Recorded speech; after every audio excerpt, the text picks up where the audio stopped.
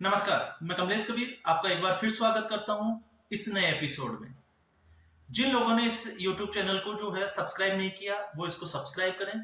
अगर ये वीडियो उनको पसंद आए, तो इसको लाइक करें और साथ में जो है शेयर करें, लेकिन इसके लिए जो है इस वीडियो में अंत तक बने रहें। इस वीडियो में मैंने जो है बात करनी है, वो है भारतीय लोकतंत्र के कुछ फूफा जी की। फूफा जी मैंने शब्द इसलिए इस्तेमाल किया क्योंकि आप सब लोग को पता है कि जब भी फूफा जी की बात आती है तो वो नाराजगी, वो हंसी मजाक, वो सारी चीजें जो है वो दिमाग में आ जाती है।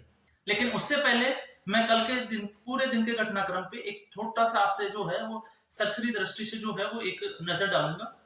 कल जो है G20 का जो है वो भव्य और एक जिसको कहते हैं कि शानदार आगाज हुआ। बहुत सारे देशों के राष्ट्राध्यक्ष वहां पधारे। उनकी भारतीय प्रधानमंत्री नरेंद्र मोदी के साथ उनकी केमिस्ट्री देखने को मिली और जबरदस्त केमिस्ट्री हमें देखने को मिली। विदेशी मीडिया ने भी इसको सराहा। और साथ में अगर हम देखें तो एक पुरानी परंपरा जो थी, जब भी कोई भारतीय जब राष्ट्राध्यक्ष जो है वो किसी भी देश में विजिट करता था या कोई भी बड़ा प्रोग्राम इवेंट या कोई मंच होता था, तो उस पे जो है वो उसकी जो प्लेट होती थी उसके ऊपर कंट्री नेम की जगह जो है वो इंडिया लिखा जाता था। लेकिन कल हमने देखा कि प्रधानमंत्री के सामने जो रखी हुई प्लेट थी उसके ऊपर भारत लिखा हुआ था। और ये एक सीधा सीधा मैसेज था। और साथ में आपने देखा होगा लोगों को भी जो है वो बार बार दिखाया गया था और उस पर लिखा हुआ था वसुदेव कुटुंबकम। और साथ में जो पिक्चर थी वो थी नालंदा विश्वविद्यालय की। नालंदा विश्वविद्यालय का यहाँ दिखाने का मतलब था कि भारत जो है वो एक समय में विश्व गुरु था और अब जो है वो उसी राह पे वापस से जो है वो चलने को तैयार है। ये आजादी का जो है वो अमृतकाल चल रहा है। तो ये कुछ चीजें थी जो कल के जो है पूरे उसमें दिन के सिनेरियो में रही। अब साथ में हम बात करेंगे भारत की सबसे पुरानी पार्टी कांग्रेस पार्टी की। और ऐसा इसलिए क्योंकि 2-3 दिन से एक राजनीतिक जिसको कहते हैं कि रंग दिया जा रहा था कि मल्लिकार्जुन खड़गे और सोनिया गांधी को जो है वो राष्ट्रपति के भोजन में जो है जो डिनर जो दिया गया था उसमें नहीं बुलाया गया। और आप देखोगे इसमें मैंने भी एक वीडियो बनाया था, लेकिन मैंने भी आपको ये बोला था कि लोकतंत्र में जो है विपक्ष का कोई भी नेता हो उसको बुलाना चाहिए, ये लोकतंत्र के लिए अच्छा होता है। लेकिन शाम होते होते जब हरदीप पुरी जी का एक इंटरव्यू जो है आज तक न्यूज चैनल वालों की तरफ से लिया गया, तो उनसे यही क्वेश्चन पूछा गया था कि मल्लिकार्जुन खड़गे को क्यों नहीं बुलाया गया। और उनका जवाब क्या था, मैंने फूफा जी की तुलना क्यों की है, ये मैंने इसलिए की है क्योंकि शादी ब्याह में जो है फूफा जी को नाराज होना ही होना होता है और वो नाराज होते हैं छोटी छोटी बातों को लेके। लेकिन यहाँ पे जो कांग्रेस पार्टी है ये कोई छोटी पार्टी नहीं हो करती थी, ये देश की सबसे बड़ी पार्टी थी जिसने 60 साल तक जो है वो देश के ऊपर राज किया।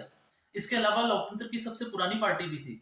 लेकिन कल जब उनको जो है वो नहीं बुलाया गया, इसके ऊपर जब अंगुली उठाई जा रही थी, तो हरदीप पुरी जी का जो इंटरव्यू है वो वाकई में देखने लायक था। उनका जवाब था कि देश का सबसे बड़ा जो पर्व होता है वो है आजादी का दिवस 15 अगस्त। और 15 अगस्त को जो है वो जो अपोजिशन पार्टी के जो लीडर है, या इसको हम कहें कि कांग्रेस के जो सबसे पुरानी पार्टी के जो अध्यक्ष थे, उनको इनवाइट किया गया था। उनकी कुर्सी जो है वो रिजर्व थी, लेकिन वो कुर्सी खाली थी और मीडिया जो है उसको बार बार फोकस कर रहा था। तो इससे ये अंदाजा लगाया जाता है, उनका कहने का मतलब ये था कि अगर उनको डिनर पे बुलाया जाता और अगर वो नहीं आते तो फिर दुनिया के सामने क्या मैसेज आता, क्योंकि 15 अगस्त को जो है वो बहुत बड़ा इवेंट था। और कल जो है वो गिने चुनी कुर्सियां थी, गिने चुने लोग थे, सारे राष्ट्राध्यक्ष थे और जितने भी जो कैबिनेट के मंत्री थे, भारत के राज्यों के मुख्यमंत्री यही थे। तो कल भी यही सिचुएशन होने वाली थी, हरदीप पुरी का अनुमान था। लेकिन खैर ठीक है, ये राजनीति में चलता रहता है। लेकिन अब हम बात करेंगे कि ऐसा क्यों, क्योंकि जब हमारा राष्ट्र पर्व 15 अगस्त मनाया जा रहा था, उस दिन जब मल्लिकार्जुन खड़गे की कुर्सी खाली थी और मीडिया ने जब उनसे ये बाद में सवाल पूछा कि आप जो है वहां पे उपस्थित क्यों नहीं हुए, तो उनका सबसे पहले एक हास्यास्पद जवाब मिला और वो जवाब था कि मेरी जो आंख है उसमें दर्द था। आप मीडिया के सामने खड़े हो, आप बिल्कुल स्वस्थ दिखाई दे रहे हो और आप बोल रहे हो कि मेरी आंख में दर्द था। फिर जब उनसे थोड़ी देर बाद में जब पूछा, तो उनका जवाब जो था, अब आंख में दर्द नहीं था, अब उनका जवाब था कि मेरे घर पे जो है वो 9:20 पे मुझे जो है वो झंडा फहराना था, इसलिए मैं नहीं आ पाया। ये इनकी कंट्रोवर्सी थी, पहले आंख में दर्द था, फिर 9:20 पे उनके घर पे झंडा फहराना था। और ये वैसे इंडियन कॉन्स्टिट्यूशन में वैसे देखें तो ये एक प्रोटोकॉल होता है। भारतीय संविधान ये कहता है कि जितने भी जो मंत्री है या जितने भी जो अपोजिशन के लीडर्स है या जो मेन जो मुखिया जो संसद में बैठते हैं, उनको अपने घरों के ऊपर जो है वो झंडारोहण करना होता है। अब हम थोड़ा आगे बढ़ते हैं। जब उनसे बाद में ये पूछा गया कि आप जो है वो आपकी कुर्सी खाली थी, आप वहां क्यों नहीं गए? तो फिर उनका तीसरा जो आंसर था वो एक मतलब जिसको कहते हैं अजीब तरीके से उनका एक आंसर किया हुआ था, और वो आंसर था उनका कि अगर मैं वहां जाता तो वहां मुझे समय ज्यादा लगता क्योंकि मुझे कांग्रेस के दफ्तर भी जाना था। ऐसा इसलिए क्योंकि वहां पे सिक्योरिटी ज्यादा टाइट थी, और सिक्योरिटी की वजह से जो है वो प्रोटोकॉल ये कहता है कि पहले आपको प्रधानमंत्री को जाने दिया जाएगा, फिर अमित शाह जी को जाने दिया जाएगा जो गृह मंत्री है, और बाद में राजनाथ सिंह जो रक्षा मंत्री है उनको, और उसके बाद में जो है वो बाकी के नेताओं का नंबर आता है। तो ये 3 तरह की उन्होंने कंट्रोवर्सी पैदा की थी। ये है कांग्रेस पार्टी के अध्यक्ष का हाल। अब इसको हम ऐसे ही नहीं कहते कि ये जो है वो देश के लोकतंत्र के जो है वो फूफा जी बने हुए हैं।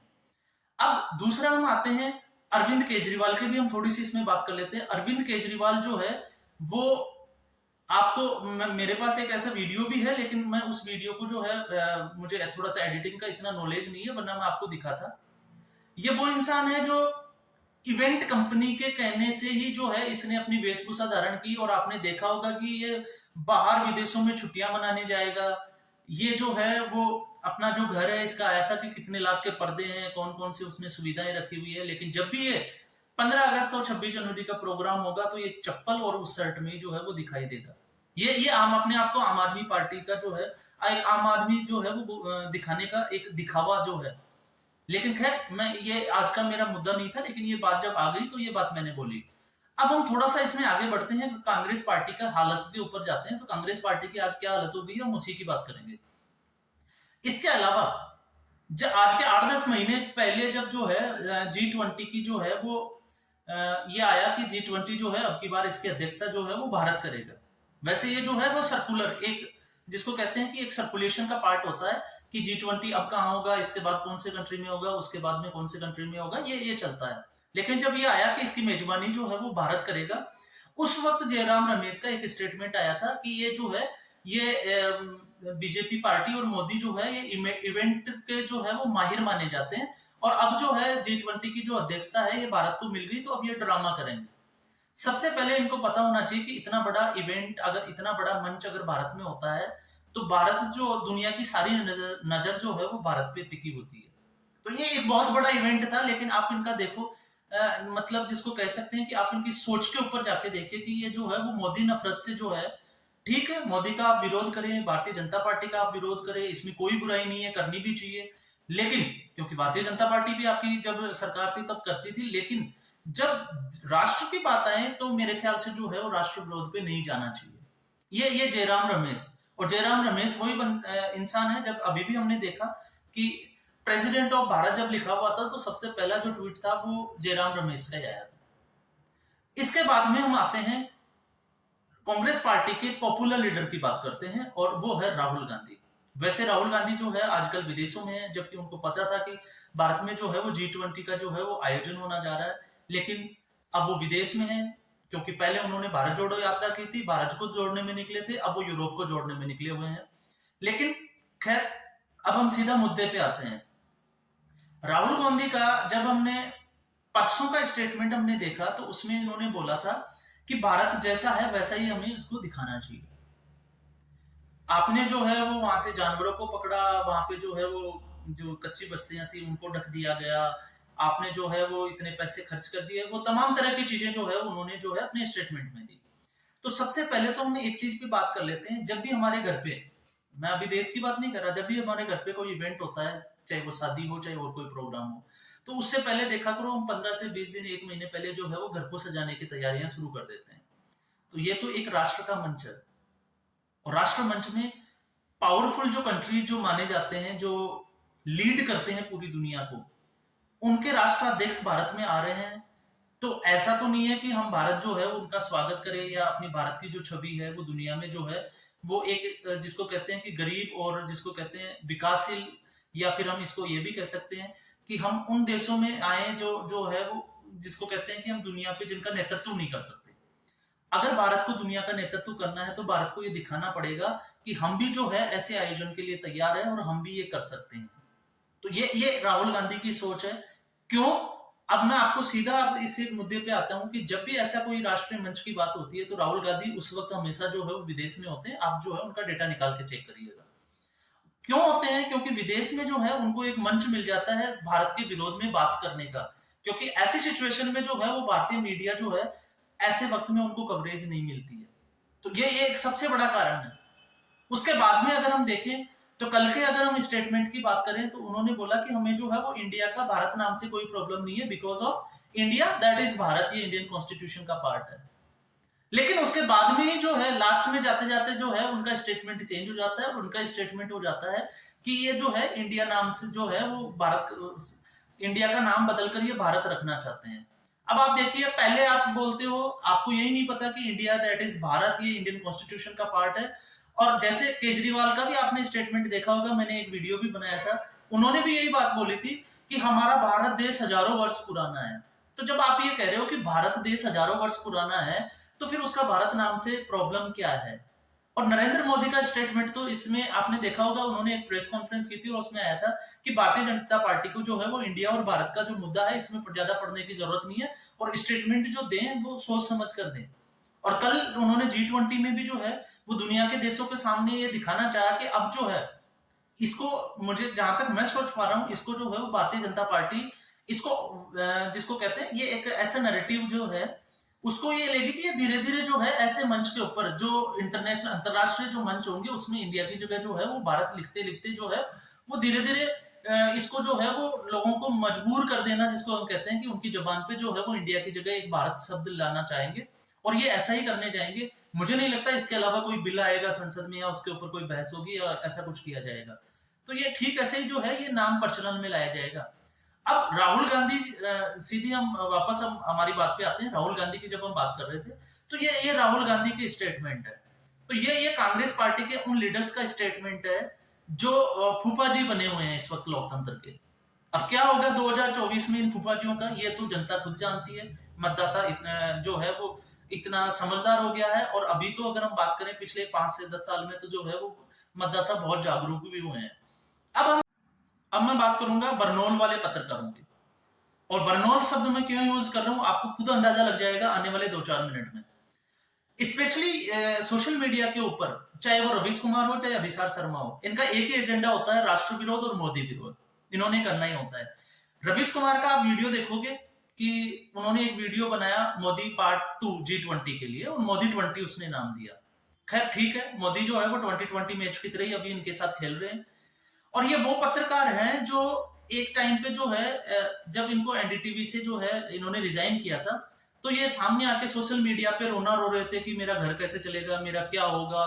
फिर उसके बाद में इमोशनली ब्लैकमेल करके और उस कम्युनिटी को अपनी तरफ आकर्षित करने के लिए, देखो जी मुझे मोदी जी ने निकाला है, मोदी जी के कहने पे अडानी जी ने निकाला है, क्योंकि एनडीटीवी को अडानी ने खरीद लिया था। और उसके बाद में इन्होंने अपने सब्सक्राइबर जो है वो बढ़ाने के लिए क्या क्या एजेंडे चलाए ये जग जाहिर है। लेकिन इन दोनों ही पत्रकारों की अगर मैं बात करूं तो इन्होंने बोला, रवीश कुमार का आप वो वीडियो जरूर देखिएगा जिसमें ये बोल रहे हैं कि मुझे लगता है कि ये G20 नहीं मोदी 20 है, क्योंकि जिस तरफ देखो रोड के बाईं तरफ देखो दाईं तरफ देखो मोदी की फोटो दिखती है, बिजली के खंबे पे देखो, रेलवे स्टेशन पे देखो, बस स्टैंड पे देखो, एयरपोर्ट पे देखो, हर जगह जो है वो मोदी की जो है वो तस्वीर दिखाई देती है।